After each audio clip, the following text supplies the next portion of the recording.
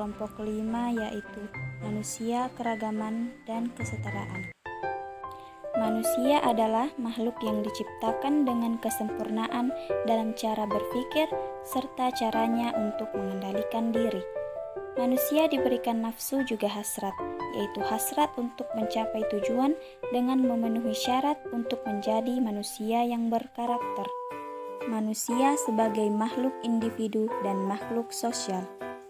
Manusia lahir sebagai makhluk individual yang bermakna tidak terbagi atau tidak terpisahkan antara jiwa dan raga. Jiwa manusia merupakan satu kesatuan dengan raganya untuk selanjutnya melakukan aktivitas atau kegiatan. Hati dan kesadaran, emosi, seksualitas. Manusia sebagai makhluk sosial yaitu makhluk yang selalu berinteraksi dengan sesamanya. Makhluk sosial yang memerlukan keberadaan orang lain. Manusia akan membuat kelompok persekutuan yang beragam karena perbedaan suku, agama, budaya, ekonomi, pendidikan, jenis kelamin, daerah tempat tinggal, dan lain sebagainya.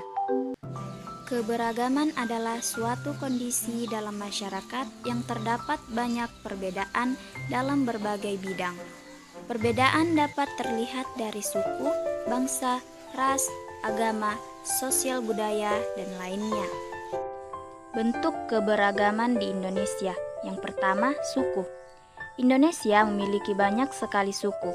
Suku bangsa atau yang disebut juga etnik.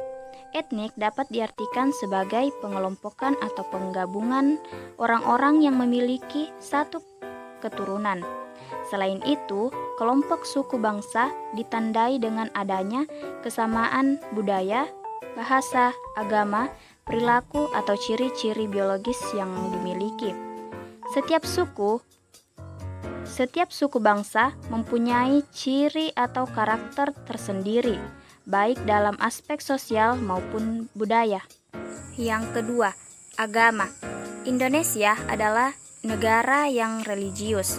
Hal itu dibuktikan dalam sila pertama Pancasila, yaitu ketuhanan yang Maha Esa. Di Indonesia ada 6 agama yang diakui negara, yaitu Islam, Kristen, Katolik, Hindu, Buddha, dan juga Konghucu. Keenam agama harus hidup berdampingan di masyarakat dengan prinsip toleransi antar umat beragama. Yang ketiga, ras. Ada beberapa ras yang terdapat di Indonesia, yaitu yang pertama, ras Malayan Mongoloid.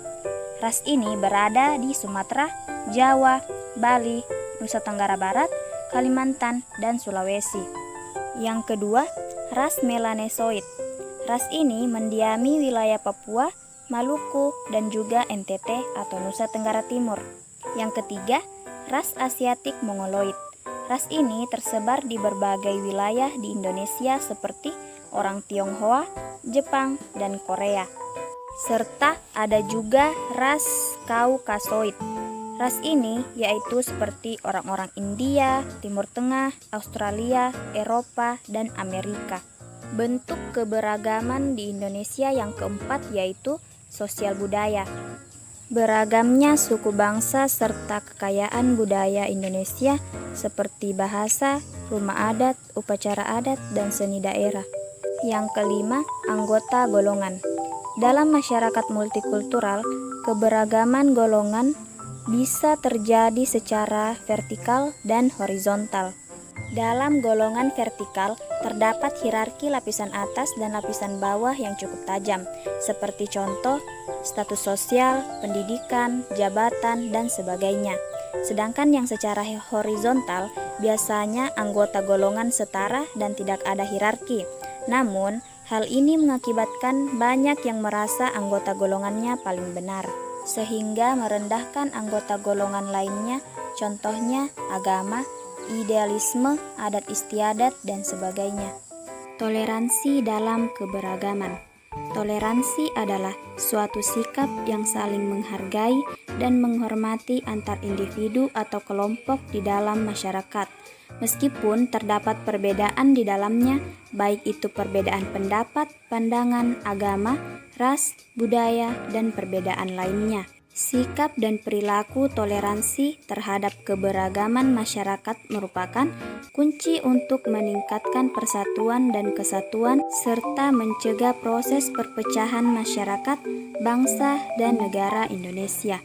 Setiap individu hendaknya mengaplikasikan perilaku toleran terhadap keberagaman suku, agama, ras, budaya, dan antar golongan.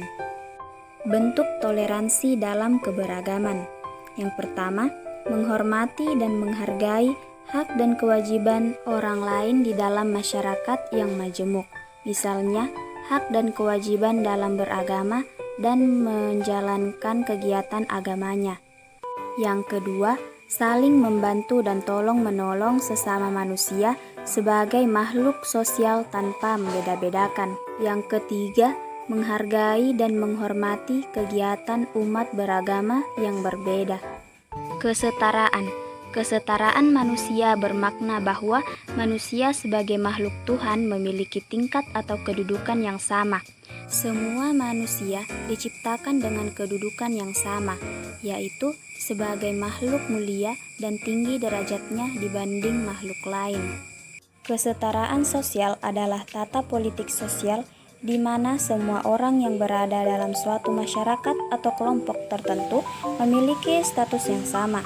Setidaknya, kesetaraan sosial mencakup hak yang sama di bawah hukum, merasakan keamanan, memperolehkan hak suara, mempunyai kebebasan untuk berbicara dan berkumpul, dan sejauh mana hak tersebut tidak merupakan hak-hak yang bersifat atau bersangkutan secara personal. Sekian dan terima kasih atas perhatiannya.